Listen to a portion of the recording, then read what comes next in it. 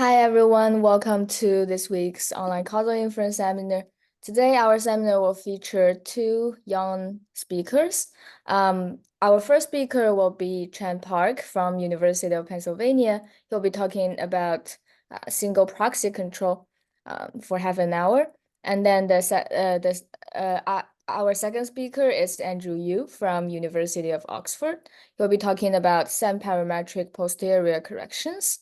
Today's Q&A will be handled by Razi, and Razi, please introduce the Q&A to our attendee a bit. Thanks, Ying. Yeah, so per usual, please submit your questions through the Q&A, and because the talks are short, all questions will be handled at the end of each talk. So without further ado, I'll pass it to Chan. Please share your screen, Chan. Thank you. Right. Oh, could you let me share the screen? Yeah, let me stop my sharing. Okay. Thank you. Yes. All right, I'm going to share my screen. So I hope you can see my screen right now. Yeah, so thank you so much for having me. My name is Chen Park, and I'm going to discuss my recent paper, which is single proxy control. So single proxy control is a way to address unmeasured confounding. And as you know, unmeasured confounding is a big threat for causal inference, which refers to unmeasured variable that can affect both treatment and the outcome. So single proxy control is a formal negative control outcome method to detect and correct for confounding bias. And in particular, we will discuss identification of the average treatment effect on the threaded without assuming a parametric model. And we will discuss a locally semi-parametric efficient estimator of the ATT using modern machine learning theory. So let me start with the data motivation. So we will discuss 2015 Zika virus outbreak, which I will consider as treatment in today's talk. So as a study unit, we have collected 673 villages in 2 states of Brazil. So this is a Zika virus status happened in 2015. And as you can see, the northern eastern corner of Brazil had a serious impact from Zika virus outbreak, whereas the southern part had a minimum impact. Therefore, I will call this red state as threaded state, or the villages in this red state as threaded unit, and the villages in this blue state as control units. And they are geographically far from each other. So I assume there would be no interference among these two regions. So as you can see, the threaded unit, we have roughly 200 villages, whereas we have roughly 500 villages in the southern state. In 2016, which is after the post-epidemic period, we have gathered birth rate, which is the number of live human birth per 1,000 persons. And in addition, we have collected 4 variables in 2014, and one of them is the pre-treatment birth rate, which I will denote as W. So W is a key variable in today's talk, so I want you to remember this notation. And we have gathered 3 village level characteristics, such as log population and population density and proportion of females. So as an estimate, we will consider average treatment effect on the threaded, which is the contrast between 2 birth rate in 2016 had been there Zika virus outbreak or without Zika virus outbreak, only considering the northern eastern state. So let's conjecture at least the sign of the effect. So Zika virus outbreak is known for its adverse causal impact on baby's brain development. So it can cause a disease known as microcephaly, where baby's head becomes abnormally small. Therefore, babies will have some intellectual disabilities and many health issues. Therefore, due to this causal linkage, people may want to postpone pregnancy during this period. And as a result, it is reasonable to conjecture that the effect should be negative at least. We don't know its value, but it is very reasonable to believe Zika virus had a negative impact on birth rate. So that's our minimal context knowledge. So we have set up an estimate as the average treatment effect on the threaded, and the next step is to develop identification strategy. So to do so, I will assume consistency, which means observed data is nothing but the realization of the potential outcome according to treatment status.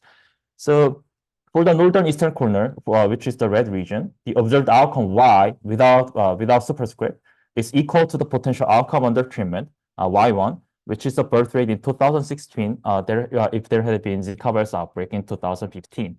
Of course, Y0, potential outcome under control, is latent. It cannot be observed for the northern eastern corner, whereas the opposite thing happens for the southern state.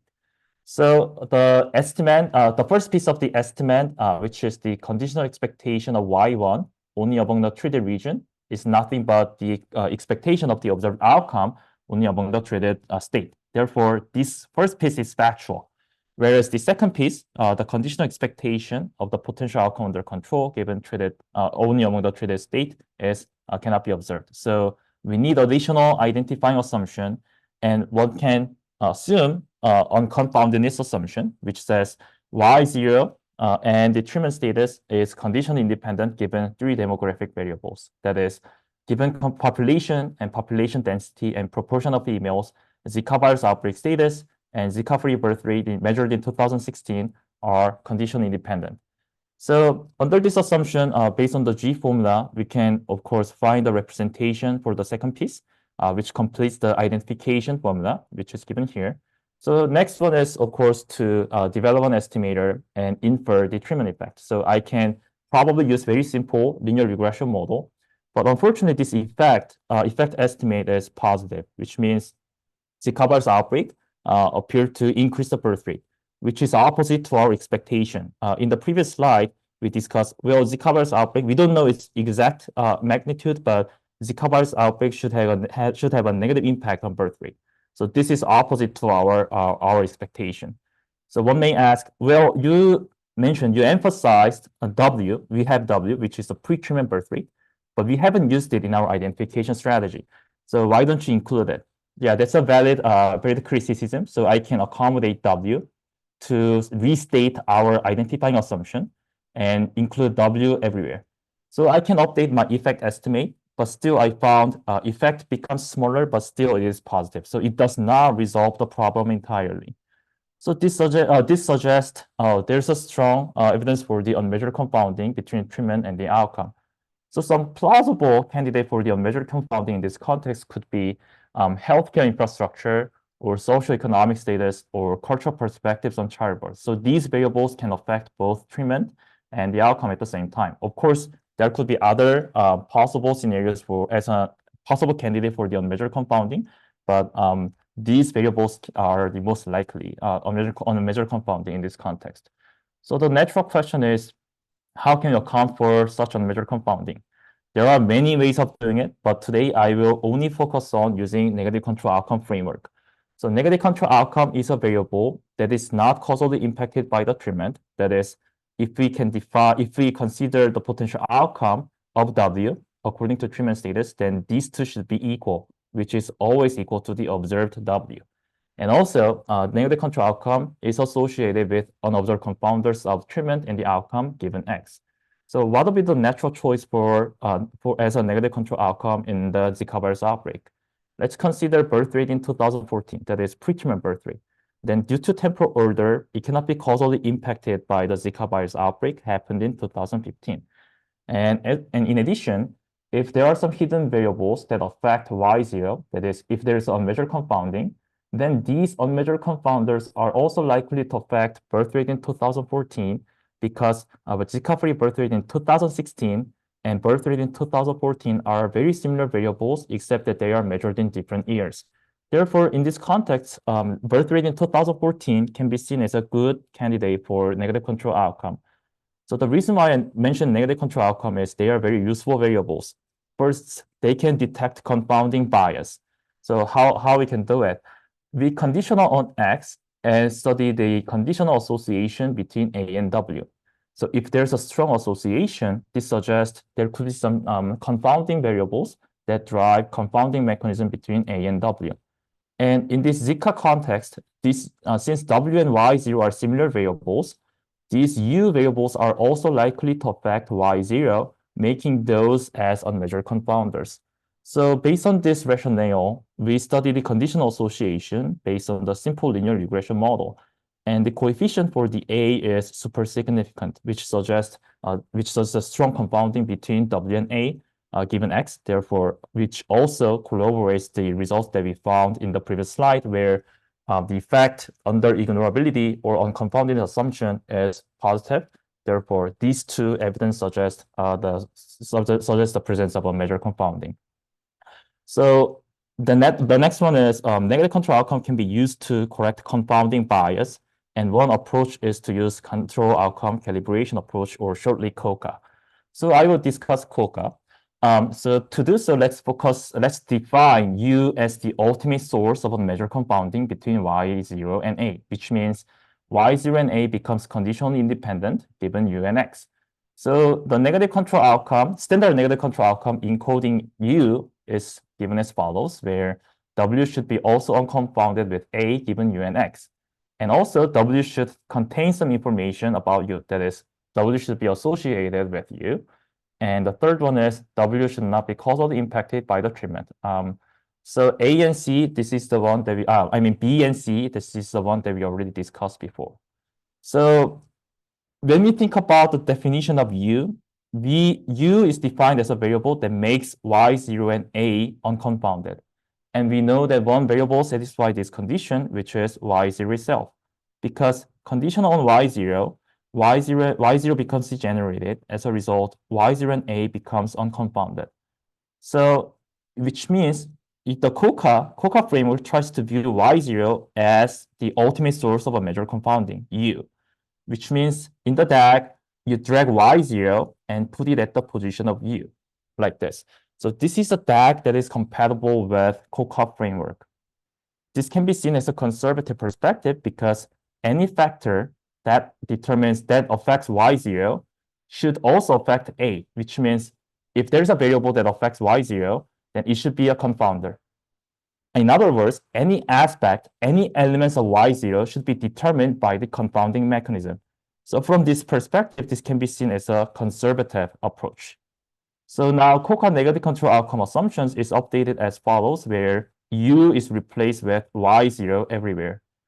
So this COCA negative control framework can be understood in terms of a generative model. So let's focus on let's motivate it. We got the motivation from the so-called changes and changes model, where y0 is a deterministic function of a measure confounding u and x. Here, this bold arrow shows that y0 is determined by x and u from a deterministic function h. In particular, we require u should be monotonically affect y0 given x. And instead, we allow w should be determined by u and x, but it allows for its own error epsilon. And if w satisfies the so-called standard negative control outcome assumptions, then we can show that this model, motivated from the changes and changes model, is compatible with the COCA framework. Of course, this model implies COCA, but COCA model does not imply this. So this is a special case of the COCA framework. In addition, in the missing data literature, there's a missing data analog of COCA framework, which is known as shadow variable. So R is the missing indicator, and Y is the outcome that is subject to missing. And W can be seen as a proxy for the outcome that is always observed. Then the statement goes like this. The missing indicator and the outcome, secondary outcome, is condition independent given the original outcome and the covariate. And W should have some information for the original outcome that is subject to missing. And W should be always observed. So there's a connection between COCA framework and the shadow variable. So the original COCA framework relied on the very strong assumptions, strong two assumptions. And the first assumption is rank preservation. So the rank preservation says that treatment effect is always constant for every individual. So therefore, it rules out effect heterogeneity. And y0 can be captured as observed outcome minus the treatment multiplied by the treatment effect. In addition, it requires a parametric model for the outcome regression of the secondary outcome W, negative control outcome W. So under unconfoundedness, one can show this. So the left-hand side is equal to the right-hand side to unconfoundedness condition. Therefore, we can replace y0 with y minus treatment multiplied by the treatment effect. And if we run the linear regression model, the coefficient of A should be equal to 0 if the linear form is correct. Therefore, we can for a given value of psi, we can run this linear regression model, and we can report the range of psi where the null hypothesis regarding the coefficient of A is not rejected. Therefore, you can make an inference based on this 95% or given by inverting this hypothesis test. So as I mentioned, these two assumptions are very strong. So in our single proxy control framework, we try to extend our approach without using rank preservation model or a parametric model. So here's a rough step. So we assume consistency and COCA negative control framework and some form of positivity. Then we can establish identification strategy. So let's consider two federal integral equations of the first kind, which can be compactly written in terms of this conditional expectation.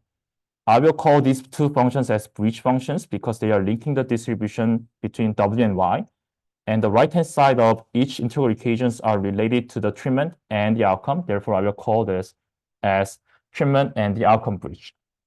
So as a statistician, I want to study the existence and uniqueness. The omega star, the treatment bridge can be we can take this treatment odds as the treatment bridge function, whereas to guarantee the outcome bridge function, we need some additional regularity conditions, which is known as Picard theorem. And these solutions become unique under completeness assumption. But under this high level conditions, if we can find a solution omega star from the observed data, then we can establish an identification that only uses the treatment bridge function. Likewise, we can find a representation. We can find the identifying formula that only uses the outcome bridge, or we can find a representation that uses both treatment bridge and outcome bridge. This last representation has the so-called double-robust property in the following sense. If we use correct omega star treatment bridge, then you can use any garbage function instead of the correct outcome bridge, and vice versa. Therefore, this last representation is robust to the so-called model specification for either model. And this last representation is related to the so-called efficient inference function, which I will discuss later. So we have discussed the identification strategy, and we can use parametric models for these nuisance functions to get parametric estimators, or you can estimate nuisance functions based on the nonparametric method, which I will call as tau hat single proxy control. So, but parametric estimators may be biased if the corresponding models are misspecified. Therefore, there is a recent movement to employ machine learning approaches to flexibly estimate nuisance functions. So here are 3 steps. First, we find an influence function for the ATT, and we construct an influence function-based estimator via cross-fitting, and we can establish asymptotic normality of the influence function-based estimator. So to do so, we need to first consider a model, which is given as M, which is denoted as M. So M is a collection of regular data law which admit the solution to the outcome bridge function. And I will consider a submodel where the solutions to the 2 integral equations are unique, and the following subjectivity condition is satisfied. It states that the first function space is rich in that any element in the second function space can be captured by the conditional expectation mapping. Then this theorem says we can find the influence function under a semi-parametric model M, which is nothing but the simple extension of the double-robust form that we have seen before. In addition, this function becomes the efficient influence function at the submodel. Therefore, the corresponding semi-parametric local efficiency bound is nothing but the variance of this influence function. What does it mean? It means semi-parametric efficiency theory says that if you construct an estimator based on the influence function, that it has nice properties, such as it will attain small bias and it will attain the semi-parametric efficiency. That is, it can be the most efficient estimator under this model. So next, using this influence function, we apply cross-fitting method. We have the entire data, and we split the data into 2-fold. And using the second fold, we estimate nuisance functions using machine learning estimator. When we use this machine learning estimator with the evaluation fold to get the effect estimate of the ATT. Of course, we can swap 2 samples, I1 and I2, and swap their role and get the second estimator. Since we have 2 estimators, we can aggregate these 2, say taking the mean, and as a machine learning method, we can use, in this project, we use the reproducing synchronous space method, but it can be fairly general. If the machine learning approach can be applicable, then this procedure is entirely general, can be extended to use general machine learning methods. So once we finish the procedure, we will get this single proxy control estimator that only uses the outcome proxy, W, where the omega and B are defined as the following moment equations. This estimator looks very similar to the so-called proximal, the estimator of the ATT obtained from the proximal causal inference, which use both proxy, outcome proxy and treatment proxy, whereas the two nuisance functions are defined in a slightly different manner. And also, this estimator looks very similar to the ATT estimator that is obtained from no unmeasured confounding assumption, where, of course, the nuisance functions are defined into a ratio of the propensity scores and outcome regression. So all the estimators looks very similar, except that how the nuisance functions are defined under different identifying assumptions. So we can characterize the semi-parametric estimator tau had a single proxy control under some regularity conditions. So as a fourth assumption, we will assume all nuisance functions are uniformly bounded. And A5 assumption says that all nuisance functions can be estimated at consistently estimated, and it does not require a rate condition. But A6 assumption requires some rate in the following sense. So the cross product rate between these two nuisance functions should be small p over n. So the reason why we require this condition is one can show that bias of the single proxy control estimator is upper bounded by the cross product rate. So therefore, to make this estimator root and consistent, we require this cross product rate to be small p root n. So this is a sufficient condition, but not necessary condition. So if this holds, then bias becomes smaller, but that's not the necessary condition. And A6 assumption holds if both nuisance functions are estimated at quarter rate, but actually this condition is weaker than that because it implies a mixed bias property, which means if we can estimate the one nuisance function, say omega, at a sufficiently fast rate, then the other function can be estimated at substantially slower rate, provided that the cross product remains small p root n. So under these assumptions, our single proxy control estimator becomes asymptotically normal, and the asymptotic variance is nothing but the variance of the influence function. So this means at the submodel, thus our estimator becomes the most efficient, regular, and asymptotically linear estimator among all raw estimators under the semi-parametric model M. In addition, we have the consistent variance estimator, which is nothing but the empirical variance of the influence function. So going back to our original motivating data set, we, as I mentioned before, if we assume unconfoundedness assumption, then the effect estimate becomes positive, which is contradictory to our expectation. But if we apply single proxy control method and I report two estimator where the tau tilde dr is the parametric estimator, where the two nuisance functions are estimated from the generalized method of moments and using doubly-robust identification form. And also, this tau has single proxy control is the one that I proposed using machine learning method. Then both effect estimates are negative and they are significant at the 5% level. Therefore, we can find the single proxy control gives the consistent result, is consistent with the anticipated adverse causal impact of the Zika virus outbreak on the birth rate.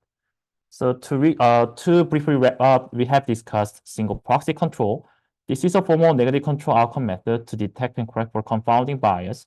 The key idea is to use a negative control outcome as a proxy of the treatment-free potential outcome.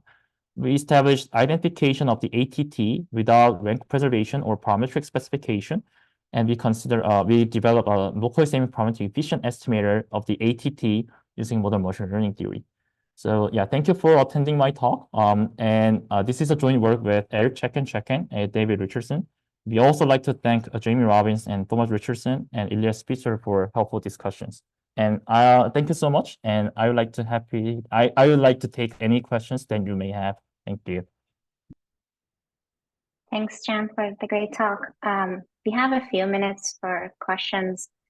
So there is none submitted at the Q&A so far, but while we're waiting, I have a quick question about the assumptions.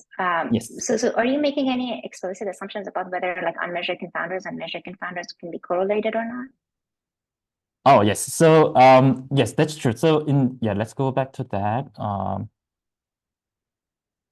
Maybe here, right? So yeah, in this tag, WN U can be correlated, of course, but yeah, it's a kind of, yeah, it's a redundant error, so I just erase it. But in principle, W and X can, I mean, U and X can be correlated as well. So in that sense, then W doesn't have to be like caused by U and X in a structural equation sense, right? Yes, yes, yeah. So so this model, or it maybe particularly for this CIC model, yeah, this is only for the to understand how this data are generated, but it is fairly general. In particular, I think Y0 doesn't have to cause W. I think if there's association between these two, I think it's totally fine. Okay, thanks.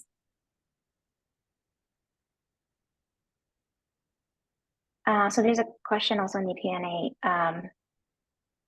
So does the Fredholm integral equation has a closed form solution in general?